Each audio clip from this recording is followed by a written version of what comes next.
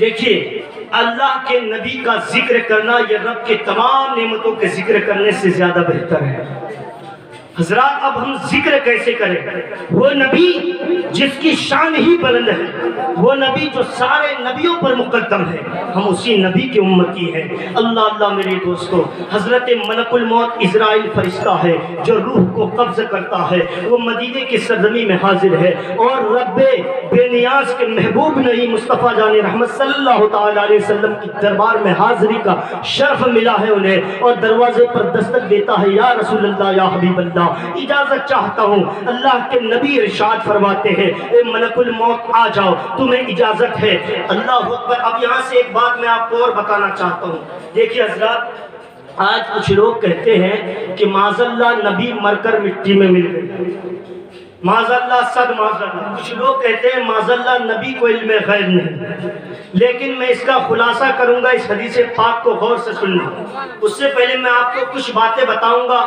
دیکھیے حضرات، ہمارے جسم میں اللہ نے بہت ساری نعمتوں کو رکھا ہے۔ یہ ہاتھ ہے اللہ کی بہت بڑی نعمت، پیر ہے اللہ کی بہت بڑی نعمت، یہ زبان ہے جس سے میں باتیں کر رہا ہوں، یہ اللہ کی بہت بڑی نعمت، کان ہے جس سے آپ سن رہے ہیں، ہم سن رہے ہیں، وہ اللہ کی بہت بڑی نعمت۔ یعنی ہمارے جسم میں نہ جانے اللہ نے اتنی نعمتیں بھر دی ہے جن کو ہم شمار نہیں کر سکتے، گن نہیں سکتے۔ اب غور کرنا میرے دوستو، ہر چیز کی ایک الگ جگہ ہے، ہر چیز کا ایک الگ مقام ہے، ورنہ ہاتھ کی جگہ پیر ہوتا تو اچھا لگتا نہیں، کان کی جگہ ناک ہوتی تو اچھا لگتا بالکل نہیں۔ ہر چیز کی ایک الگ جگہ ہے، الگ مقام ہے۔ اب اگر ہمارا آپ دیکھ رہے ہیں، بغور سن رہے ہیں، اگر میری ناک یہاں کے بجائے یہاں ہوتی تو آپ کو اچھا لگتا دیکھنے میں؟ کتنا بدصورت انسان لگتا۔ کہنے کا مطلب یہ ہے کہ ہر چیز کی ایک الگ جگہ ہے، الگ مقام ہے۔ اللہ نے جس چیز کو جہاں رکھا وہی نظام ہے، وہی سب سے بہتر ہے کہ نہیں بھائی؟ اب اگر کوئی شخص یہ چاہے کہ ہم اپنے جسم کے، اپنے ہاتھ کو زبردستی کھینچ کر پیر کی جگہ لگانا چاہے تو لگا سکتا ہے نہیں۔ اب دیکھو ایک بات اور، انسان کے جسم میں دل ہے جو ہمیشہ دھڑکتا ہے، وہ دھڑکن اگر بند ہو جائے تو انسان مردہ ہوتا ہے۔ اب دل میں کیا چیز ہے؟ انسان کے اندر روح ہوتی ہے، وہی روح دل میں رہا کرتی ہے۔ اب اگر روح کو کوئی وہاں سے نکال کر کے اپنے ہاتھوں میں رکھنا چاہے تو رکھ سکتا نہیں۔ کوئی اگر اپنے دل کی جگہ کو، روح کے گھر کو کھینچ کر اور پیر کی جگہ رکھنا چاہے، قدم کی جگہ تو رکھ سکتا نہیں۔ تو کہنے کا مطلب یہ ہے کہ جہاں پر قدم کی پہنچ ہوگی وہاں روح کا گھر نہیں بن سکتا، اور جہاں روح کا گھر ہوگا وہاں قدم کی پہنچ نہیں ہو سکتی۔ اس بات کو یاد رکھنا دو باتوں، جہاں پہ روح کا گھر بنے گا وہاں قدم کی پہنچ نہیں ہوگی، اور جہاں قدم کی پہنچ ہوگی وہاں روح کا گھر نہیں بنے گا۔ یہی دو جملے یاد رکھنا، پوری تقریر سمجھ لو۔ مچل کے بولو۔ اب آؤ حدیث پاک کی جانب۔ اللہ کے پیارے نبی کے دربار میں دستک ہوتی ہے، یا رسول اللہ یا حبیب اللہ، میں ملک الموت عزرائیل فرشتہ۔ اللہ کے نبی ارشاد فرماتے آ جاؤ۔ ملک الموت حاضر دربار نبوی ہے، آقا ارشاد فرماتے کہو ملک الموت کیا کام ہے؟ یا رسول اللہ یا حبیب اللہ، اللہ کا حکم ہے آپ کی روح قبض کرنا۔ مجل کے بولو، اللہ کا حکم ہے آپ کی روح قبض کر کے لے جانی ہے۔ اللہ اللہ، وہ ملک الموت جن کو دیکھ کر اچھے اچھوں کا پسینہ چھوٹ جائے، وہ ملک الموت جب موسیٰ علیہ السلام کی بارگاہ میں گئے اور عرض کیا اللہ کے کلیم میں آپ کی روح قبض کرنے کے لیے آیا ہوں، تو اللہ کے کلیم نے ایک چاٹا اتنی زور سے مارا کہ ملک الموت کی دونوں آنکھیں باہر آئیں۔ اللہ اللہ۔ پھر ملک الموت نے پلٹ کر کہا اللہ کے کلیم یہ تو خدا کا حکم ہے، تو اللہ کے کلیم نے کہا کیا اگر آپ وہ فرشتے کہنے لگے، فرشتہ حضرت ملک الموت یعنی عزرائیل نے کہا کہ آپ اس جانور کے اوپر اپنا ہاتھ رکھ دیں، آپ کے ہاتھوں کے اندر جتنے بال آ جائیں گے اتنے دن کی زندگی آپ کی بدل دی جائے گی۔ موسیٰ نے کہا اس کے بعد پھر آپ کو رب یاد کرے گا، پھر آپ کو جانا پڑے گا۔ کہا جب جانا ہی ہے تو رب کا حکم ہے ابھی لے چل۔ مچل کے بولو، پھر اور جی کر کیا مطلب؟ تو جب رب کی مصطفیٰ کی بارگاہ میں ملک الموت آیا اور اپنی محبتوں کا اظہار کیا اور کہا رب کا حکم ہے کہ آپ کی روح قبض کرنی ہے، تو میرے آقا ارشاد فرماتے ہیں ملک الموت تمہیں اجازت ہے جا میری روح کو قبض کر کے لے جا، اس لیے کہ یہ خدا کا حکم ہے اور یہ کسی انسان کا حکم نہیں بلکہ جو خدا کا حکم ہوتا ہے وہی مرضی مصطفیٰ بھی ہوا کرتی ہے، لے جا۔ اب ملک الموت دونوں زان و عدد کے ساتھ بیٹھا ہے، بیٹھ کر کے مصطفیٰ کریم کی روح شریف نکالا ہے، نکال کر کے اپنے دونوں ہاتھوں کی کٹوریوں میں لیا ہے اور لے کر کے ملک الموت پرواز کرنا شروع کر دیا، ہوا کو چیرتا ہوا، فضا کو پھاڑتا ہوا ملک الموت پہلے آسمان پہ جا پہنچے۔ مطلب کہ بولو پہلے آسمان پہ جا پہنچے، پہلے آسمان پہ جیسے ہی گیا ہے اور جا کر کے کہا ہے آسمان میں مصطفیٰ جان رحمت کی روح لے کر آیا ہوں، مجھے رکھنے کی جگہ دے دی۔ آسمان نے اوپر دیکھا، نیچے دیکھا، کہا ملک الموت کچھ خبر ہے؟ کہا کیا ہوا؟ کہا تمہیں معلوم نہیں؟ کہا کیا ہوا؟ کہا ملک الموت ہوش میں رہ کر بات کر، ہمیں معراج کی رات میں مصطفیٰ جان رحمت نے جب معراج کا سیر کیا ہے تو اسی آسمان سے سفر کی شروعات کی تھی، یہاں پہ مصطفیٰ کا قدم پہنچ گیا ہے اور دنیا کا قانون ہے جہاں پہ قدم کی پہنچ ہوگی وہاں روح کا گھر نہیں بنے گا، لہٰذا یہاں پہ مصطفیٰ کا قدم پہنچا ہے، یہاں مصطفیٰ کی روح نہیں رہ سکتے۔ اب ملک الموت مصطفیٰ کی روح کو اپنے ہاتھوں کی کٹوریوں میں لے کر کے پھر سے پرواز شروع کیا ہے، پہلے آسمان سے لے کر دوسرے آسمان پہ پہنچا ہے وہی جواب، تیسرے چوتھے پانچویں چھٹے ساتویں آسمان پر وہی جواب ہے۔ اللہ اللہ ملک الموت اب کیا کرے؟ مصطفیٰ کی روح شریف کو لے کر کے ملک الموت پھر سے ایک لمبی پرواز شروع کی ہے اور اس پرواز کرتے کرتے عرش کی بلندی پہ پہنچا ہے، جیسے ہی عرش پہ پہنچتا ہے عرش اعظم سے کہتا ہے اے عرش اعظم میں خدا کے حکم سے مصطفیٰ جان رحمت شمع بزم ہدایت نو بہار شفاعت مصطفیٰ کریم کی روح شریف لے کر آیا ہوں، مجھے رکھنے کی جگہ دے دے۔ اللہ اللہ وہ عرش اعظم نے پکار کر کہا اے ملک الموت کیسی باتیں کر رہا ہے، ہمیں تمہیں معلوم نہیں یہی وہ اتہاسک جگہ ہے، یہ جگہ آج تک گواہ ہے کہ معراج کی رات میں مصطفیٰ جان رحمت نے اپنے پسینے اقدس کو پوچھ پوچھ کر 12 مرتبہ زمین پہ چھڑکا ہے جس سے 12 رنگوں کا گلاب پیدا ہو گیا، لہٰذا یہاں بھی مصطفیٰ کا قدم پہنچ گیا اور جہاں پہ قدم کی پہنچ ہوگی وہاں روح کا گھر نہیں بنے گا۔ اب ملک الموت پریشانی کے عالم میں آ گیا، ملک الموت کی حیرانی اور پریشانی اور زیادہ بڑھ گئی۔ اللہ اللہ حضرت ملک الموت مصطفیٰ کریم کی روح شریف کو لے کر پھر سے پرواز شروع کیا ہے اور ہوا اور فضا کے درمیان سے ہوتے ہوئے ملک الموت سدرہ کی بلندی پر پہنچا ہے، جیسے ہی سدرۃ المنتہا پہ پہنچا اے سدرۃ المنتہا میں مصطفیٰ جان رحمت کی روح لے کر آیا ہوں، مجھے رکھنے کی جگہ دے دے۔ سدرہ نے مسکرا کر کہا ملک الموت ہوش میں آؤ، کیا ہو گیا؟ کہا کیا ہوا؟ کہا تمہیں معلوم نہیں؟ کہا نہیں۔ کہا یہی وہ جگہ ہے جہاں پر معراج کی رات میں حضرت جبریل امی نے کہا تھا کہ یا رسول اللہ یا حبیب اللہ اس سے آگے آپ تنو تنہا جائیں گے، رب کے قرب خاص میں آپ اکیلے جائیں گے، اس جگہ سے آگے اگر ذرہ برابر میں بڑھ گیا تو تجلی کی روشنی، رب کی تجلی کی روشنی میرے پلوں کو جلا کر خاک کر دیا کرے گی، لہٰذا یہاں بھی مصطفیٰ کا قدم پہنچ گیا ہے اور جہاں قدم کی پہنچ ہوگی وہاں روح کا گھر نہیں بنے گا۔ اس جملہ کو یاد رکھنا۔ اب ملک الموت کی حیرانی اور پریشانی اور بڑھ گئی، ملک الموت اب دنیا کا چپا چپا گوشہ گوشہ چھان مارا، پوری دنیا کے تختی کو الٹ پلٹ کر دیکھنا شروع کر دیا۔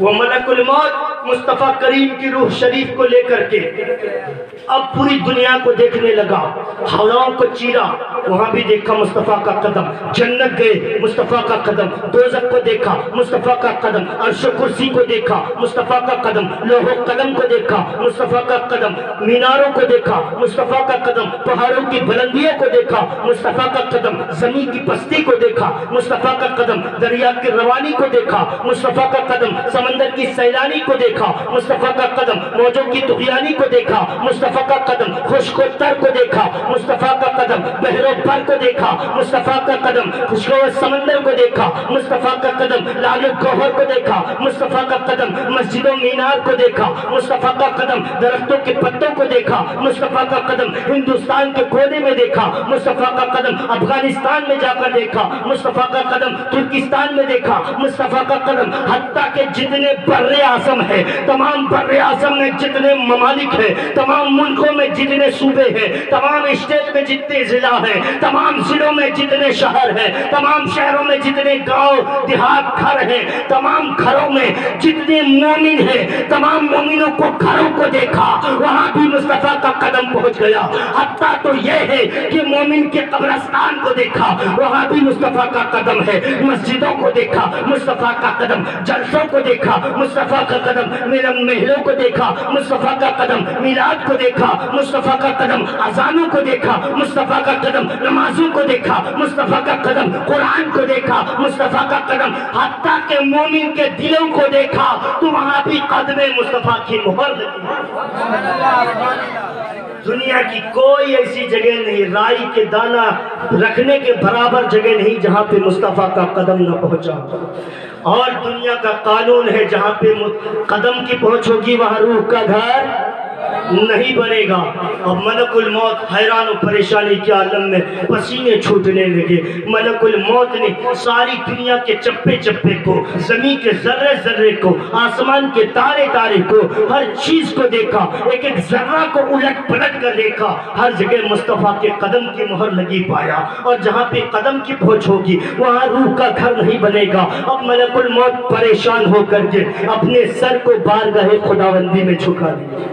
بولو مجل کے جیسے ہی اپنی پیشانی کو خدا کی بارگاہ میں رکھا ہے اور عریضہ پیش کر دیا، مولا ایک سبب بھی دے دیا کہ لوگوں جب مصیبتیں گھیر لے، جب پریشانیاں آ جائے، جب کوئی حل نہ ملے تو کسی اور رئیسوں کی درباروں میں نہ جاؤ، دنیا داروں کے محلوں کی ٹھوکریں نہ کھاؤ، بلکہ جب مصیبتیں گھیر لے اپنی پیشانی کو رب کے حضور رکھ دو، مجل کے بولو، اور رو رو کر رب کی بارگاہ میں عریضہ پیش کرو، مولا تیرا بندہ مصیبت میں ہے۔ جب رب کے حضور میں سجدہ کرو گے رب تمام مصیبتوں کا ازالہ۔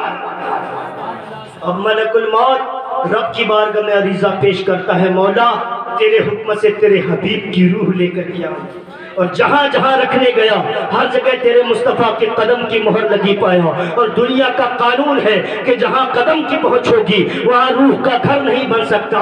مولا اب تو ہی بتا دے میں تیرے مصطفیٰ کی روح کو کہاں لے کر کے آؤں؟ اگر اجازت ہو تو میں تیرے حبیب کی روح کو تیرے رب کے تیرے حضور لے کر آ جاؤں، تیری بارگاہ ناز میں لے کر کے آ جاؤں۔ تو رب کی بارگاہ سے صدا آتی ہے، ملک الموت ہوش میں رہ کر بات کرو۔ ملک الموت تمہیں معلوم نہیں اگر قدم کی دنیا میں روح کا گھر نہیں بن سکتا تو میری بارگاہ میں کیسے لائے گا؟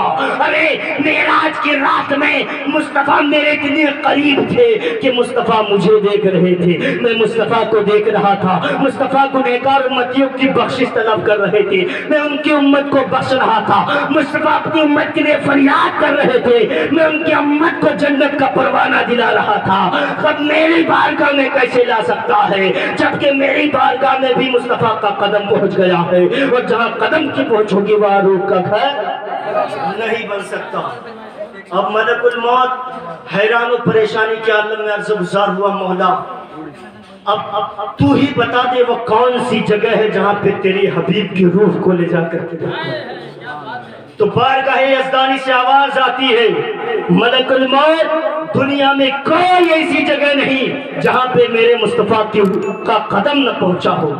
اگر دنیا کا قانون ہے کہ جہاں قدم کی پہنچ ہوگی وہاں روح کا گھر نہیں بنے گا تو دنیا میں کوئی ایسی جگہ نہیں ہے جو میرے مصطفیٰ کا قدم نہ پہنچا ہو۔ جہاں ملک الموت صرف ایک جگہ ہے جہاں پہ مصطفیٰ کا قدم آج تک نہیں پہنچا۔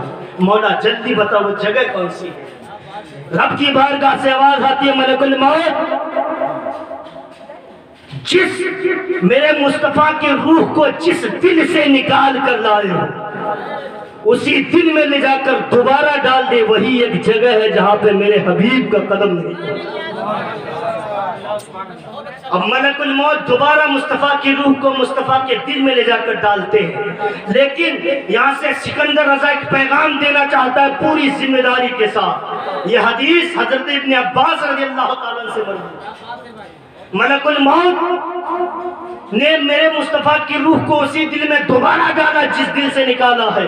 اب کہاں گئے وہ گوار جو کہتے ہیں معاذ اللہ میرے نبی کو علم غیب نہیں، میرے نبی مر کر مٹی میں مل گئے۔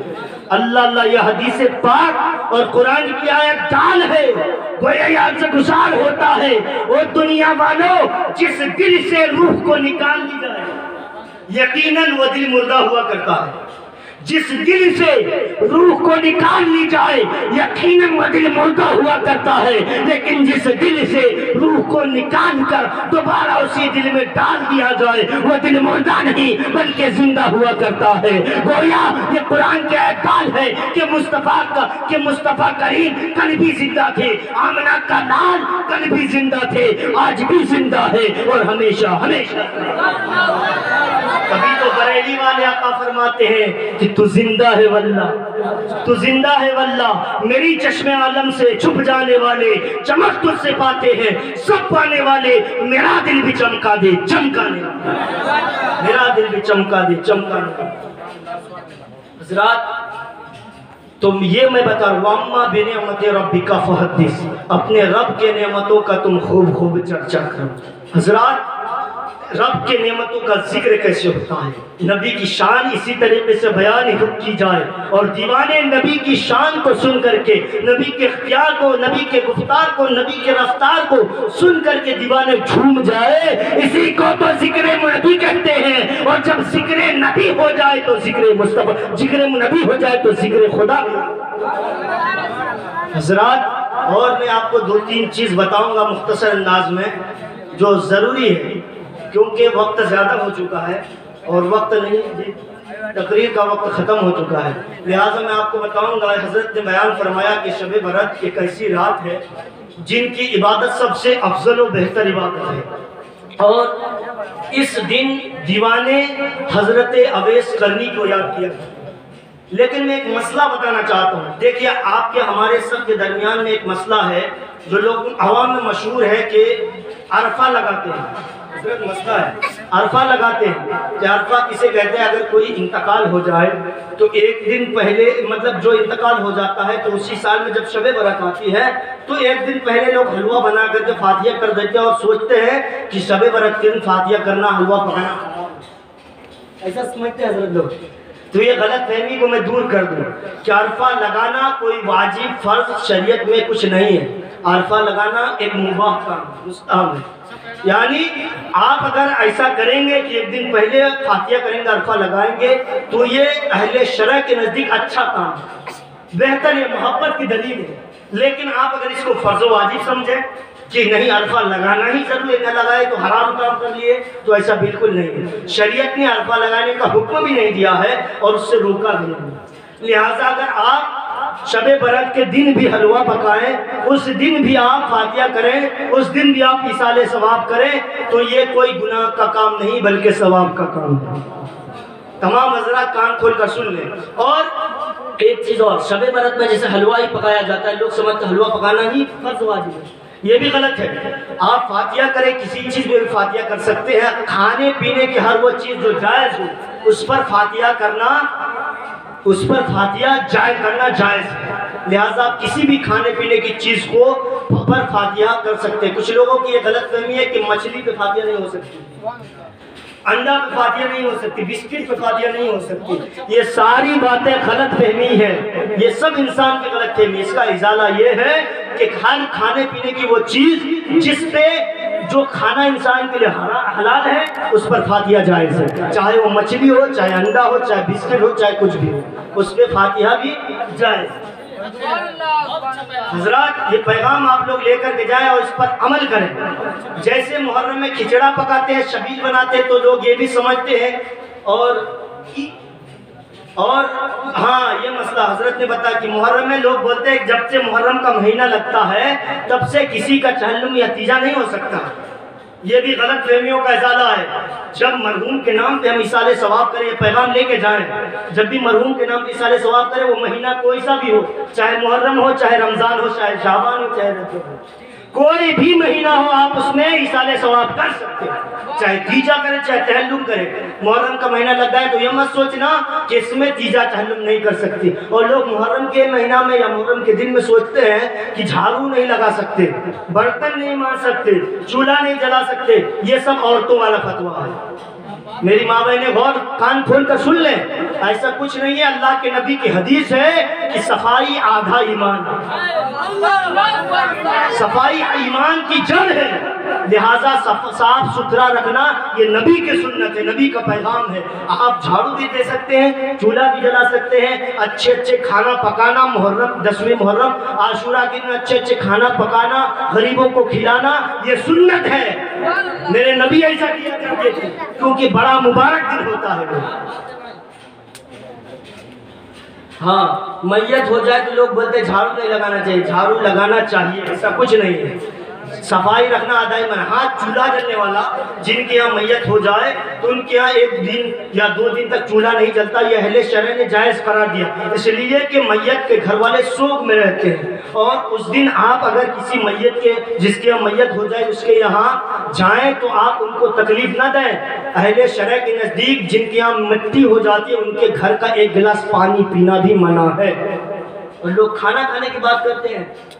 لہٰذا یہ ساری چیزوں کا خیال رکھیں۔ آپ کو پیاس لگے تو آپ ان کے پڑوس میں جن کے یہاں میت ان کے پڑوس میں جا کر خود لے کر کے پی لیجئے، کسی اور سے منگا لیجئے، لیکن جن کے یہاں مٹی ہوئی ہے ان کو تکلیف نہ دیجئے، گناہ کا۔ حضرات یہ سارے مسئلوں کو آپ سمجھیں۔ اور ایک چیز میرے ذہن میں اور آیا، جیسے 2 چاند لگتا ہے، ایک جیسے محرم کے بعد، یہ جیسے عید کے بعد ایک شوال کا مہینہ جو ہوتا ہے جس میں 1 تاریخ کو عید ہوتی ہے، اس کے بعد 1 مہینہ بیچ میں گیپ جاتا ہے ذی القعدہ کا، اس کے بعد ذی الحجہ آتا ہے جس میں بقرعید ہوتی ہے۔ تو لوگ شوال کے بعد جو ذی القعدہ کا مہینہ آتا ہے اس کو لوگ بولتے ہیں کیا خالق کا مہینہ، خالق کا مہینہ بولتے ہیں، خالق کا مہینہ بولتے ہیں۔ ایسا اہل شرع کے نزدیک جائز نہیں ہے خالق کا مہینہ، کیونکہ سب مہینہ صرف اللہ کا مہینہ، تو وہ خالق کا مہینہ نہیں کہہ سکتے آپ، یہ کہنا جائز نہیں ہے۔ آپ صرف اس کو ذی القعدہ کا مہینہ کہیں، خالق اس لیے بولتے ہیں کہ بیچ میں 1 مہینہ گیپ ہوتا ہے اس لیے خالق۔ اور ایک اور مہینہ آتا ہے، شاید کون سا مہینہ مجھے نہیں معلوم، 13 تیجی کا مہینہ بولتے ہیں، 13 تیجی کا چاند لگ گیا، سفر کے مہینے، یہ بھی کہنا جائز نہیں ہے، اہل شرع کے نزدیک یہ بھی جائز نہیں ہے۔ لہٰذا آپ ان پیغامات کو لے کر جائیں اور اپنے اندر یہ رنگ لائیں، تبدیلیاں لائیں، تاکہ کہ آپ شریعت کے نزدیک اچھے چال چلن اور ڈھنگ سے آپ چل سکیں، آپ شریعت کی پابندی کر سکیں۔ اللہ رب العزت کی بارگاہ میں دعا ہے کہ جو بھی الفاظ بیان ہوئے اللہ ہم سبوں کو اس پر عمل کرنے کی توفیق و رفیق عطا فرمائے۔ توبہ استغفار کیجیے، استغفر اللہ ربی من کل ذنب واتوب علیہ وما علینا الا البلاغ۔ اجالے اپنی یادوں کے میرے ساتھ رہنے دو، نہ جانے کس گلی میں زندگی کی شام ہو جائے۔ وما علینا الا البلاغ۔ السلام علیکم ورحمۃ اللہ وبرکاتہ۔